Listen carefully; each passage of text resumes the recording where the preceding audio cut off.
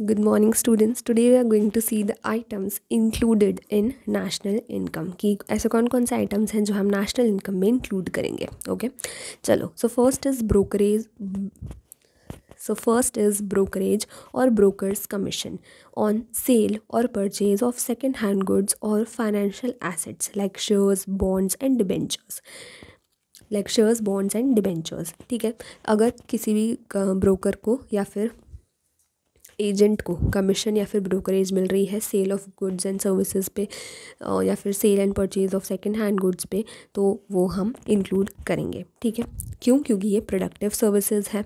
Right.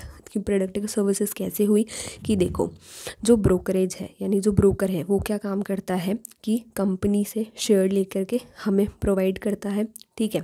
और हम इसके बदले में जो है कंपनी के शेयर आसानी से ले पाते हैं. तो बीच में जो हमारी हेल्प करता है वो कौन करता है? ब्रोकर हेल्प करता है. तो यानी कि प्रोडक्टिव सर्विसेज हुई कि कंपनी के शेयर्स और हमारी मतलब हमें कंपनी के शेयर्स लेने में हेल्प कर रहा है और कंपनी को अपने शेयर बेचने में हेल्प कर रहा है. ठीक है. अब कमीशन यानी कि कोई भी एजेंट को हम कमीशन देते हैं. राइट. कि हमारा ये जो सेकंड हैंड गुड्स है ना यार, इसको तुम है ना सेल करवाओ, हमसे तो नहीं बिक रहा. तो अब वो जो एजेंट है उसने क्या किया कि उसने एक आदमी से बात करी कि अरे यार एक एक ना सेकंड हैंड गुड है, तुम लेना चाहोगे क्या? उसने कहा हाँ हाँ बिल्कुल, क्यों नहीं.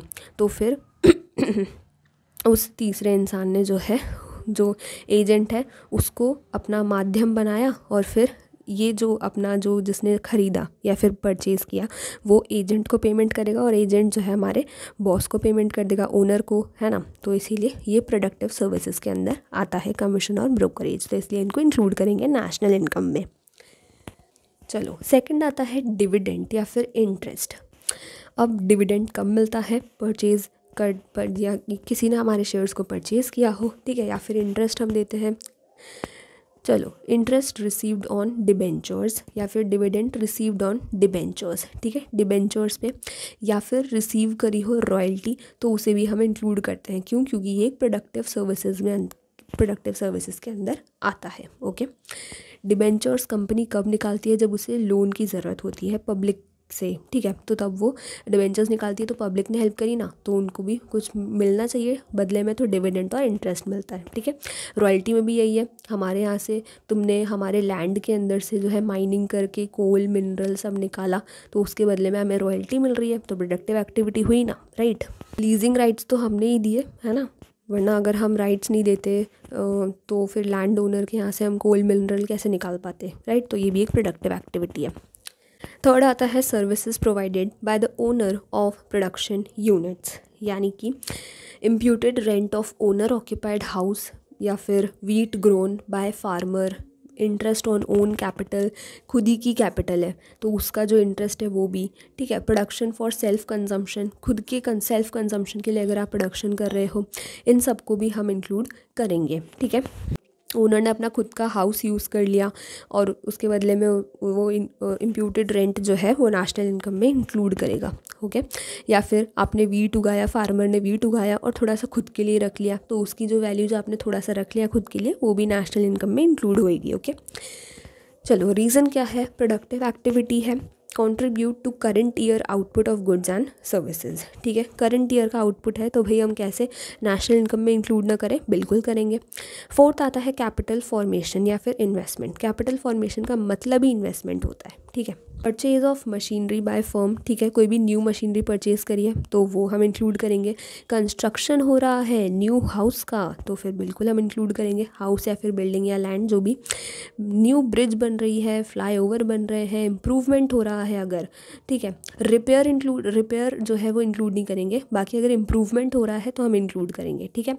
वाटर पंप लगाया है या फिर ठीक है, water pump purchase by a farmer, ये भी इंक्लूड करेंगे. Expenditure on additional assets. ठीक है. कोई भी एडिशनल एसेट पे अगर आप अपना एक्सपेंसेस कर रहे हो तो वो हम इंक्लूड करेंगे. एडिशन टू स्टॉक में अगर इन्वेस्टमेंट कर रहे हो और बढ़ा रहे हो तो इंक्लूड करेंगे, है ना. और रिपेयर्स और मेंटेनेंस ऐड नहीं करेंगे. ठीक है. जीडीपी में, नेशनल इनकम में. रीज़न क्या है? As they are a part of gross domestic capital formation. ठीक है। ये सब किसके पार्ट है? Gross domestic capital formation. ये हमने पढ़ा था ना, हमारे एक्सपेंडिचर मेथड में आता है, ठीक है, आई के नाम से, इन्वेस्टमेंट के नाम से, तो इसलिए इन सबको हम इंक्लूड करेंगे। चलो, फिफ्थ आता है payment of bonus, contribution to provident fund by employer. ठीक है, अगर प्रोविडेंट फंड में जो है एम्प्लॉयर कंट्रीब्यूट कर रहा है तो उसे हम इंक्लूड करेंगे। Free clothes given to workers, free clothes अगर दे रहे हैं तो उसे हम इंक्लूड करेंगे। ठीक है, प्रोविडेंट फंड में एम्प्लॉयर का कंट्रीब्यूशन इंक्लूड करेंगे।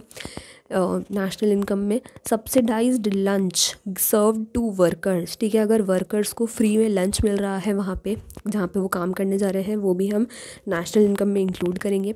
फ्री मेडिकल फैसिलिटीज़ भी इंक्लूड करेंगे। हाउस रेंट अलाउंस भी इंक्लूड करेंगे। Free rent free home given by employer. ठीक है, rent free home given by employer, ये भी हम ऐड करेंगे नेशनल इनकम में। ओके, रीज़न क्या है? These are a part of compensation given to employees. ठीक है, कंपनसेशन दे रहे हैं बिल्कुल एम्प्लॉयज़ को, तो इसलिए हम इंक्लूड करेंगे। बाय द एम्प्लॉयर, कौन दे रहा है? एम्प्लॉयर, तो हम इंक्लूड करेंगे। फॉर देयर प्रोडक्टिव सर्विसेज, अब ऑब्वियसली जो भी एम्प्लॉयर आपके यहाँ पे, जो भी एम्प्लॉयज़ आपके यहाँ पे काम कर रहे हैं वो प्रोडक्टिव सर्विसेज दे रहे हैं, तो उसके बदले में आप उन्हें जो भी दे रहे हैं वो उन्होंने कमाया है, फोकट में नहीं दे रहे हैं आप उनको, राइट। फिर आता है इंटरमीडिएट कंजम्पशन भी है, तो इसीलिए हम इसे इंक्लूड करेंगे। ठीक है, हाँ, कई बार ऐसे भी क्वेश्चन आ जाता है कि बताओ free clothes given to workers, तो अब बताओ ये फाइनल कंजम्पशन में आएगा या फिर इंटरमीडिएट कंजम्पशन में? तो किस में आएगा? इंटरमीडिएट कंजम्पशन में आएगा। ठीक है, वो उनके पार्ट है कंपनसेशन ऑफ एम्प्लॉयज़ का, यानी उनकी जो पेमेंट है ना, जो सैलरी है उसी का पार्ट है, तो इंटरमीडिएट कंजम्पशन हुआ, राइट। सिक्स्थ आता है payment of bus fare by households. ठीक है, यानी कि आप अगर बस से ट्रैवल कर रहे हैं, कहीं पे घूमने जा रहे हैं और वहाँ पे जो आप बस का किराया दे रहे हैं वो भी नेशनल इनकम में इंक्लूड होगा। चलिए, नेक्स्ट आता है exam fees paid by students. आप जो भी स्टूडेंट्स अपनी एग्ज़ाम फ़ीस पे कर रहे हैं वो भी नेशनल इनकम में इंक्लूड होगा। इंश्योरेंस प्रीमियम अगर आप दे रहे हैं, एम्प्लॉयज़ हैं, तो भी इंक्लूड होगा। ठीक है, इंश्योरेंस प्रीमियम, बस फेयर और exam fees.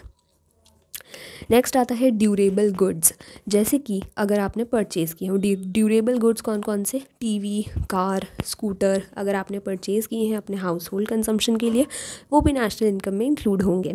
Payment of telephone bills, बिल्कुल ये भी इंक्लूड होंगे। क्यों? क्योंकि this is a part of private final consumption expenditure. Private final consumption expenditure का शॉर्ट फॉर्म क्या था? सी। ठीक है, कंजम्पशन एक्सपेंडिचर, इसलिए हम इन्हें इंक्लूड करेंगे। ओके, नेक्स्ट आता है seventh free services by government. Okay, अगर आपको गवर्नमेंट फ्री सर्विसेज प्रोवाइड कर रही हैं तो वो भी इंक्लूड होंगी डोमेस्टिक इनकम, नेशनल इनकम में। कौन कौन सी? जैसे कि डिस्पेंसरी। ठीक है, अगर आपको कोई चोट वोट लग गई है तो गवर्नमेंट उसका फ्री में आपको मरहम पट्टी करके देगी। ठीक है, नेक्स्ट इज़ एजुकेशन में या फिर पुलिस सर्विसेज। ठीक है, एजुकेशनल सर्विसेज फ्री में अगर गवर्नमेंट प्रोवाइड कर रही है, पुलिस सर्विसेज, स्ट्रीट लाइटिंग, तो ये सब भी इंक्लूड करेंगे। क्यों? क्योंकि this is a part of government final consumption expenditure. Government final consumption expenditure का शॉर्ट फॉर्म क्या था? जी, राइट। ये सब क्या है? मतलब हमारे एक्सपेंडिचर मेथड में जो जो भी चीज़ें आएंगी उन्हें हम इंक्लूड करेंगे हमारी नेशनल इनकम में, राइट। या फिर इनकम मेथड में जो जो भी चीज़ें आएंगी, जैसे rent, royalty, interest, profit, mixed income of self employed, तो ये सब हम किस में इंक्लूड करेंगे? नेशनल इनकम में। और जो हमारा वैल्यू एडेड मेथड है उसमें भी जो जो चीज़ें इंक्लूडेड थी, जैसे कि इंटरमीडिएट कंजम्पशन, सेल्स, आउटपुट, ये सब भी हम इंक्लूड करेंगे। ठीक है, एट्थ आता है profit earned bye an Indian company या फिर bank from its branches abroad, तो वो भी हम नेशनल इनकम में इंक्लूड करेंगे। क्यों? क्योंकि वो कंपनी कौन सी है? इंडिया की कंपनी है, इंडियन कंपनी है, यानी कि रेजिडेंट कंपनी है, इसलिए हम इंक्लूड करेंगे, राइट। लंदन में अगर कोई कंपनी है, बिल्कुल उसकी जो भी प्रॉफिट्स है वो हम इंक्लूड करेंगे, है ना। डायरेक्ट क्वेश्चन आ जाता है कि लंदन में या फिर अमेरिका में, फ्रांस में, इंग्लैंड में हमारी एक कंपनी है, तो क्या उसके प्रॉफिट्स हम इंक्लूड करेंगे? तो जी हाँ, बिल्कुल इंक्लूड करेंगे नेशनल इनकम में। Wages received by Indian employees working in foreign embassies. ठीक है, भले ही वो फॉरेन एम्बेसीज में काम कर रहे हो, रेजिडेंट कहाँ के हैं? हमारे इंडिया के हैं, तो हम नेशनल इनकम में इंक्लूड करेंगे उनकी वेजेस को। Rent received by Indian residents on their buildings rented out to foreigners, बिल्कुल ये भी हम इंक्लूड करेंगे, राइट। चलो, रीज़न क्या है, part of factor income from abroad, बिल्कुल फैक्टर इनकम फ्रॉम एब्रॉड है, इसीलिए यानी कि बाहर से हमें मिल रही है तो इसलिए हम उसे इंक्लूड करेंगे। लेकिन अगर हम बाहर दे रहे हैं तो हम उसे इंक्लूड नहीं करेंगे, क्योंकि वो factor income paid to abroad हो जाएगी, right. Factor income from abroad को हम ऐड करेंगे। 9th आता है expenditure incurred by a foreign tourist in the country. तो अगर फॉरेन टूरिस्ट आ रहा है, वो जितने भी एक्सपेंसेस कर रहा है उन सबको हम इंक्लूड करेंगे। रीज़न क्या है, रीज़न है as the exported goods are produced within the country's domestic territory, they are included for determining the output of the economy, GDP included। ठीक है, यानी कि वो जितने भी गुड्स हैं उन सबको हम क्या करते हैं, एक्सपोर्ट करने के लिए यूज़ करते हैं। लेकिन वो सारे गुड्स बनाए कहाँ गए हैं, हमारी डोमेस्टिक टेरिटरी में ही तो बनाए गए हैं ना, हमारे ही तो प्रोडक्ट है ना, तो वो हमारी जीडीपी में भी इंक्लूड होंगे, तो ऑब्वियसली नेशनल इनकम में भी इंक्लूड होंगे ही सही, राइट। 10th आता है एंड लास्ट आता है interest on loans paid by commercial banks या फिर फर्म्स। ठीक है, आपने कोई भी लोन लिया है, उस पर इंटरेस्ट दिया है, तो वो हम इंक्लूड करेंगे। अब वो लोन किसने दिया है, हमने देखा था कि पिछली वीडियो में कि अगर वो लोन हाउस होल्ड्स दे रहे थे कमर्शियल बैंक्स को या फर्म्स को, तो हम उन्हें इंक्लूड नहीं कर रहे थे। लेकिन अगर यहाँ पे कमर्शियल बैंक्स या फिर फर्म्स कोई लोन दे रही हैं तो वो हम इंक्लूड करेंगे नेशनल इनकम में। ठीक है, रीज़न क्या है कि interest is paid on loans taken by commercial banks और firms for productive services, productive purposes. ठीक है, प्रोडक्टिव पर्पसेस के लिए ले रहे हैं, दे रहे हैं, तो इसलिए हम इंक्लूड करेंगे उनकी इंटरेस्ट।